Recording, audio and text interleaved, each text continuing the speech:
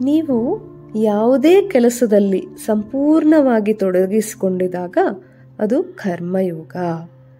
ನೀವು ಧ್ಯಾನ ಮಾಡುತ್ತಿರುವಾಗ ಅದು ಧ್ಯಾನ ಯೋಗ.